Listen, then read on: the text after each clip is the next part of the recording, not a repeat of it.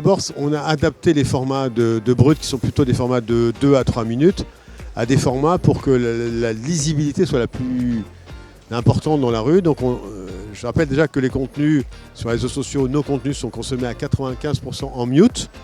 Donc ils sont sous-titrés.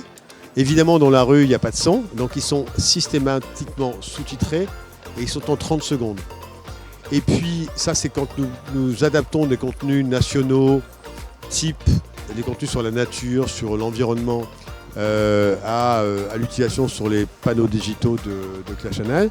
Et puis quand nous produisons des contenus locaux, ce sont des contenus d'intérêt général, je le rappelle, puisqu'ils sont signés bruts, et ils ne sont pas des contenus de promotion de la municipalité ou de l'agglomération.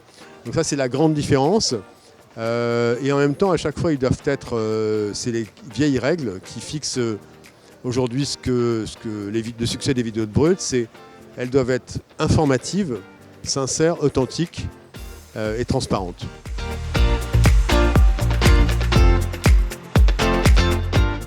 On travaille de façon très engagée avec les marques.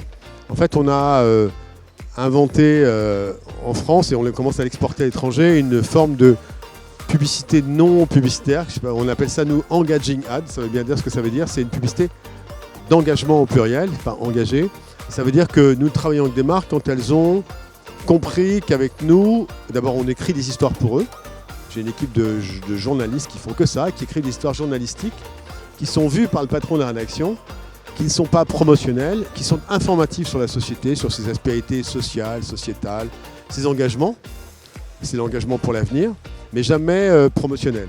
Par exemple, Monaco, qui est un bon exemple. Monaco, nous travaillons avec la direction de la communication, et ils nous donnent quelques trames sur ce qui se passe, évidemment, sur l'actualité locale, et puis nous, on va chercher des informations supplémentaires, on va essayer d'interroger des personnes concernées, directement ou indirectement, des témoins.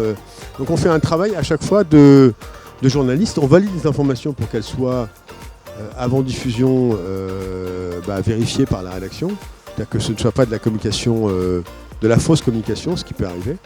Voilà, donc c'est un système assez classique, c'est exactement comme si nous avions un attaché de presse qui nous envoie un communiqué. On vérifie si ce communiqué est juste et si l'information est suffisamment pertinente pour qu'on la mette en avant.